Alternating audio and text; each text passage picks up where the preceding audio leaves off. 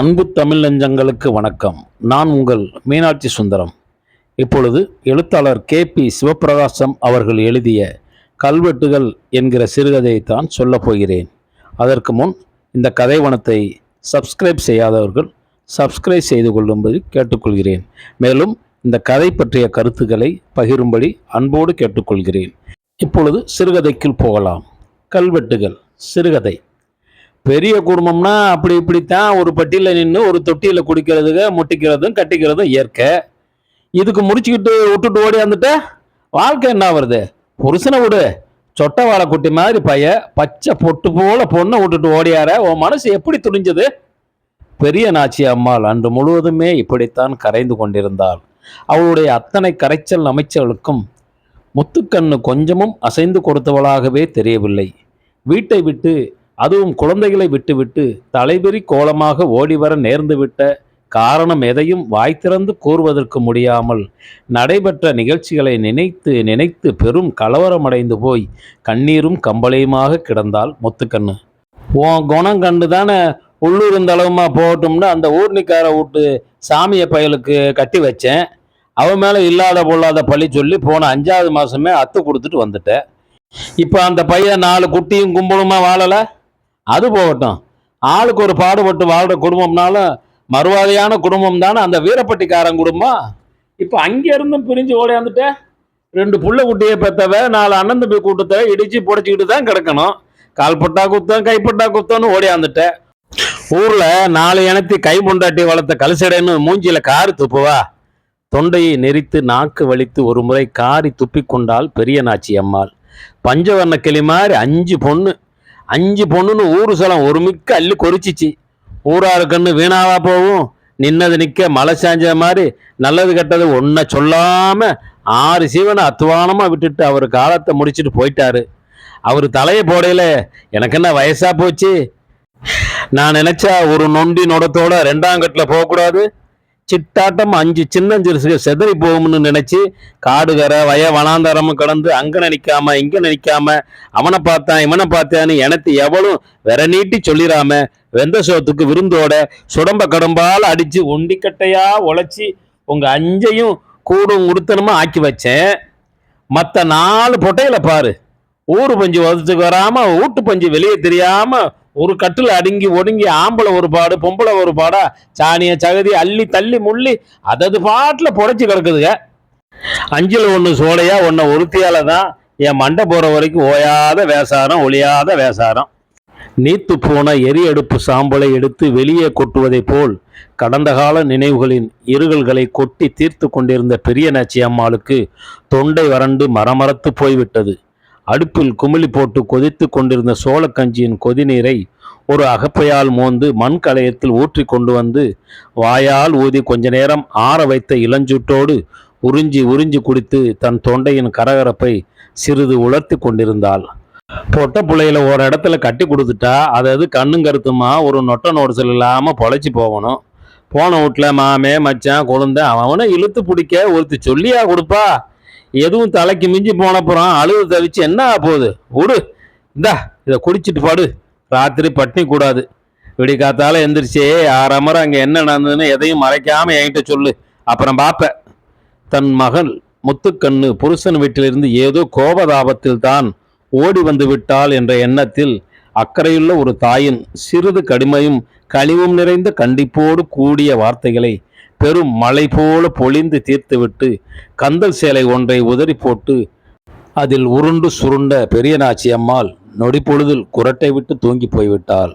வீரம்பட்டியிலிருந்து 10 mile தூரம் இரவோடு இரவாக ஓட்டமும் நடையுமாக வீடு வந்து சேர்ந்த களைப்போ, அன்று முழு பொழுதும் தனது தாயாரின் இடைவிடாத நச்சரிப்புகளால் ஏற்பட்ட மன உறுத்தல்களோ, அல்லது வாயில் ஒரு சொட்டு பச்சை தண்ணீர் கூட படாத தலை சுற்றும் பசிக்கிறக்கமோ கூட முத்துக்கண்ணுவை எதுவும் செய்துவிட்டதாக தெரியவில்லை.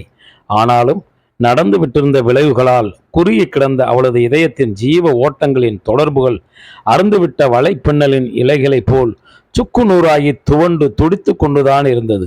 அவள் அங்கு செய்துவிட்டு வந்திருந்த படுபாவ செயலுக்கான பரிகாரத்தை தேடி திசையறியாத பேதலிப்பால் நெகிழ்ந்து புரண்டு கொண்டிருந்தாள். பரநாய்களா, ஓடுறீங்களா? ஓடுங்க ஓடுங்க, உங்களை சுட்டு பொச்சிக்கிறேன். பெரிய பண்ணையார் இப்படி அலறியது மீண்டும் அவள் காதில் ஒலித்தபோது இருட்டு நிறைந்த அந்த குடிசைக்குள் தனது கூம்பிய விழிகளை உருட்டி ஒருமுறை நோட்டம் விட்டு கொண்ட முத்துக்கண்ணு தலைக்குப்புற கவிழ்ந்து படுத்து தேம்பி தேம்பி அழுது புலம்பிக் கொண்டிருந்தாள். பெரிய பண்ணையார் ஒரு சாதிக்காரரு, எனத்தாரு, புருஷனோட கிட்ட உறவுக்காரரு. அவர்கிட்ட கையுங்களமா ஆப்பிட்டு இருந்தா குளத்துக்கே ஈனம். நல்ல வேலை அவர் அடையாளம் காட்டாம அந்த மாரியாத்தா தான் காப்பாத்தினா. ஆனா அந்த சமயம் பையனால ஊர்ல ஏதாவது சொல்லிட்டா? இப்படியெல்லாம் அவளது நினைவுகள் கிளர்ந்த போது கனப்பொழுதில் மரணத்தை தழுவ போகும் ஆத்ம விசாரம் அடைவதைப் போல் பெரும் அவதிக்குள்ளாகி அவஸ்தைப்பட்டு கொண்டு கிடந்தாள் முத்துக்கண்ணு. மானாவாரி கிராமமான வீரம்பட்டி ஐயாச்சாமி மணியக்காரர் தாயில்லாத தனது 4 பிள்ளைகளையும் ஒரு காலா நூலாய் ஆக்கிவிட வேண்டும் என்று நினைத்துதான் மூத்தவன் பரமசிவத்துக்கு காலாகாலத்தில் முத்துக்கண்ணுவை பெண் பார்த்து மணமுடித்து வைத்தார். வீட்டில் முதலாக முடிந்த முகூர்த்த நேரமோ என்னவோ என்று நினைக்கும் அளவுக்கு கடந்த 7-8 வருட காலமாகவே வீரம்பட்டி கிராம விவசாயம் அரை விளைச்சல் கால் விளைச்சலாகி இந்த வருடம் சுத்தமாகவே காயப்போட்டு விட்ட பொதுவான நெருக்கடியில் ஐயாச்சாமி மணியக்காரர் குடும்பமும் அலைமோதி நிலைகுலந்து நிற்கத்தான் செய்தது. கிராமத்தில் பம்பு செட்டு வசதிகள் கொண்ட கிணறுகளை ஆழப்படுத்தி கிடைத்த கொஞ்சம் தண்ணீரை கொண்டு அங்கொன்றும் இங்கொன்றுமான ஒரு சில பெரிய சம்சாரிகளின் புஞ்சை விவசாயத்தை தவிர வேறு குருவி கொத்தி கொறிக்க 1 மணி தானியம் விளைவில்லாத பூமியாய் போய்விட்டதால் கூலி வேலை கிடைக்காமலும் கிடைத்த வேலைக்கான கூலியை கொண்டு வாங்கி பொங்க தவசங்கள் ஏதும் கிடைக்காத தட்டுப்பாட்டாலும் மக்கள் பட்ட கஷ்டங்களை தங்கள் வாழ்க்கையில் முன் ஒருபோதும் கண்டதில்லை என்று ஊரில் கிளங்கட்டையில் பேசி கொண்டதிலிருந்து அங்கு நிலவிய பஞ்சத்தின் கடுமையை மிக தெளிவாகவே தெரிந்து கொள்ள முடிந்தது. இந்த நிலையிலும் மிக துணிவோடு பனை மரங்களிலிருந்து இறக்கும் கல்லை கொண்டு போய் பக்கத்து கிராமங்களில் விற்பனை செய்து வரும் மூக்கன் பகடைக்கு துணையாக பொருத்த வேலைகள் எதுவும் செய்ய முடியாத பரமசிவத்தையும் அவனது குடும்பத்தையும் விட்டுவிட்டு ஐயாச்சாமி மணியக்காரரும் அவரது இதர பிள்ளைகள் 3 பிழைப்பு தேடி வெளியூருக்கு கிளம்பி போய்விட்ட பிறகு மூக்கன் பகடையும் போலீசில் அகப்பட்டு கொண்டு விட்டதை தொடர்ந்து பரமசிவத்துக்கு கிடைத்து வந்த அந்த சொற்ப வருமானமும் நின்று அவனது குடும்பம் பெரிதும் தத்தளிக்க நேர்ந்து விட்டிருந்தது. எங்கெங்கோ அலைந்து திரிந்து செய்யக்கூடாத வேலைகளெல்லாம் செய்து அன்றாடம் கிடைத்த அற்ப சொற்ப வருவாயை கொண்டு அரைப்பட்டினி கால்பட்டினி குறைப்பட்டினி வாழ்க்கையில் உருண்டது பரமசிவத்தின் பொழுது. அன்று இரவு எதுவும் கிடைக்கவில்லையோ என்னவோ நெடுநேரம் வரை பரமசிவம் வீடு திரும்பவில்லை. வீட்டில் குழந்தைகள் தங்கமும் தமிழும் முத்துக்கண்ணுவை பிடுங்கி தீர்த்துவிட்டு பசியால் களைத்து போய் தூங்கிக் கொண்டிருந்தார்கள். முத்துக்கண்ணு கண்மூடவே இல்லை. ஒருவேளை பரமசிவம் ஏதாவது தப்பு தண்டா செய்து போலீசில் அவளுக்கு பசியே தெரியவில்லை. மன அச்சம் மேலிட்டால் தலையை மட்டும் சுற்றி கொண்டே இருந்தது. இரவு முழுதும் இப்படியே பட்டினி பொழுதாகி போய்விட்டால் குழந்தைகள். மாமனார் ஐயாச்சாமி மணியக்காரர் வெளியூர் புறப்பட்ட போது கூட முத்துக்கண்ணுவிடம் ஒரு தூத்த தண்ணி விழுந்து பூமி செழிச்சிட்டா உடனே ஊரு திரும்பிடுறோம், அது போட்டு பிள்ளைகளை சோம்ப விடாம பார்த்துக்கத்தா என்று பேர பிள்ளைகளை பாசத்தோடு குறிப்பிட்டு சொன்னதை நினைத்து கொண்டபோது வயிற்றின் அடி ஆழத்தில் கிடந்த குடலை குமட்டி வெளியே கொண்டு வந்து விட்டதை போல் இருந்தது அவளுக்கு. தூக்கி எறிந்த செப்பு சிலைகளைப் போல கிடந்த குழந்தைகளை பார்க்கும்போது அவள் தலை சுக்குநூறாக உடைந்து சிதறி கொண்டுதான் இருந்தது. கூரையின் முகட்டில் பள்ளி ஒன்று கீச்சிட்ட போது ஏறிட்டு பார்த்த முத்துக்கண்ணு ஏதோ துணிந்தவளாய் அந்த மொட்டை சுவர் மீதிருந்த கருக்கருவாளை கையில் எடுத்து இடையில் செருகி கொண்டு மிகவும் திடமான ஒரு முடிவோடு வீட்டிலிருந்து வெளியேறி இருட்டில் கால் சென்ற போக்கில் நடந்து போய் கொண்டிருந்தாள். கீழே கடைசியில் ஒரு நாய் ஊளையிட்டு கொண்டிருந்தது. களத்து பொட்டலில் சிதறி கிடக்கும் வெளிரிய சோள பொக்குகளைப் போல வானத்து நட்சத்திரங்கள் சிந்தி சிதறி கிடப்பதாகவே தெரிந்தது. கிராம முதல் கரை பெரிய பண்ணையார் பெத்து மணியக்காரருடைய கண்மாய் புஞ்சை சோள கொள்ளையிலிருந்து கிளுகிழுப்பான காற்று வீசி அடித்த போது கூட முத்துக்கண்ணுவின் உடம்பு எவ்வித புல்லரிப்புக்கும் உட்படாமல் மதமதப்பாகவே இருந்தது. சற்று உயரத்தில் திரண்டிருந்த சோள கதிர்களின் அடித்தட்டைகளில் உலர்ந்து தொங்கி கிடந்த சருகுகளின் அசைவுகளில் ஏற்பட்ட ஒளிச்சிதறுகளின் சலசலப்புகள் கூட அவளை எவ்வித அதிர்ச்சிக்குமோ அச்சத்திற்குமோ ஆளாக்கியதாக தெரியவில்லை. அசாதாரண துணிச்சலுடன் அந்த சோழ கொள்ளையிலிருந்து கொண்டு வந்திருந்த பால் பிடிக்காத இளங்கதிர்களை உலக்கையால் நைத்து கிடைத்த பச்சை நொய்யால் காய்ச்சிய நீர்க்கூளை குழந்தைகள் மட்டுமல்ல, காலையில் வெறுங்கையோடு வீடு திரும்பியிருந்த பரமசிவமும் குடித்துவிட்டுத்தான் வெளியே போனான். அடுத்த நாள் இரவும் அதே நேரத்தில் அதே சோழக்கொல்லையில் சிறிது விளைந்து பால் வைத்து மணிப்பிடித்த கதிராக துளாவி தேடி அரித்து அவள் தனது மடியில் போட்டு கொண்டிருந்த போதுதான், அடி திருட்டமுண்ட! மறைவில் பதுங்கியிருந்து அவள் மீது பாய்ந்து இடுப்பை வளைத்து கட்டிக்கொண்ட பண்ணை வேலையால் சமையனிடமிருந்து தப்பிக்க உருண்டு புரண்டு எவ்வளவோ முயன்று போராடியும் அவளால் அவனிடமிருந்து விசும்ப முடியாமலேயே போய்விட்டது. கிழிந்து தாறுமாறாய் போய்விட்ட துணிமணிகளோடு அலங்கோலமாக தரையில் மல்லாந்து கிடந்த அவள் அடிவயிற்றின் மீது உட்கார்ந்து கைகளால் அவள் கழுத்தை நெருக்கி பிடித்திருந்த சமையனை பார்த்தபோது அவள் சகலத்தையும் இழந்துவிட்ட பெரும் அவமானத்திற்குள்ளாயிருந்ததை நினைத்து உயிரற்ற சவமாக ஒடுங்கி போய் கிடந்தாள். ஏய் சமயா, என்ன உருளா, உனக்கு கோடி புண்ணியம்! சமயன் விடவிடத்து போய்விட்டான். பாறைக்கல் ஒன்றின் அடியில் சிக்கிக் கொண்டவளைப் போல் மூச்சு திணறிக் கொண்டிருந்தாள் முத்துக்கண்ணு. யாரு? பரமசிவமணியார் பொஞ்சாதியா? அவனுக்கு குலை நடுக்கம் எடுத்து விட்டது. இந்த இருட்டில் எவ்வளவு பறச்சி கிளச்சி தான் திருட வந்திருப்பான்னு அவன் நினைத்தது எவ்வளவு தவறுதலாக போய்விட்டது. என்ன இருந்தாலும் ஒரு மேல் ஜாதிக்கார பொண்ணை தொட்டு உழப்பி இத்தனை அலங்கோலமாக்கி அவமானப்படுத்திட்டது. முத்துக்கண்ணுவின் கால்களை கட்டிக்கொண்டு முட்டி மோதி குமுறி அழுது தவித்தான் சமயன். சமயா!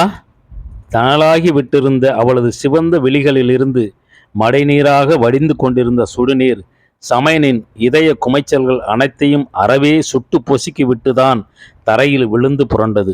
மிதமிஞ்சிய பய உணர்வுகள் மேலோங்கிய மோதல்களின் விளைவாக எரிமலை குழம்பாக கனன்று விட்டிருந்த அவர்களின் நெஞ்ச கதகதப்புகள் எதிர்பாராதபடி இறுக தழுவி கிடந்தபோது கிடைத்த புதிய சுகங்களின் சுமையால் தகர்ந்து தளர்ந்து போய் கொண்டிருந்தது. சமயா, இதை யார்ட்டையும் சொல்லிடாத. இல்லை, சாமியானே நான் சொல்லலை.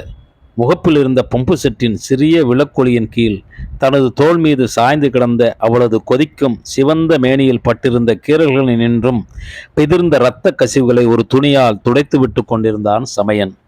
விட்டகோர தொட்டகோர இருந்திருக்காட்டி இப்படி நடந்திருக்குமா என்று எண்ணியபடி தனது பரம்பரைக்கே பெருத்த அவமானம் நேரவிருந்த அபாயம் ஒன்றிலிருந்து தலை தப்பிவிட்ட ஆறுதலோடு நடந்து கொண்டிருந்த முத்துக்கண்ணு, பறச்சாதினாலும் சமயம் பய ஆளும் கெட்டி மனசும் கெட்டிதான் என்ற இதய நிறைவுடனான தனது மடி நிறைந்த கனத்தோடு வீடு நுழையும் வரை ஊர்கோடியின் தூரத்திலிருந்து அவளையே பார்த்து கொண்டிருந்து விட்டுதான் சோழ கொல்லைக்கு திரும்பினான் சமயன்.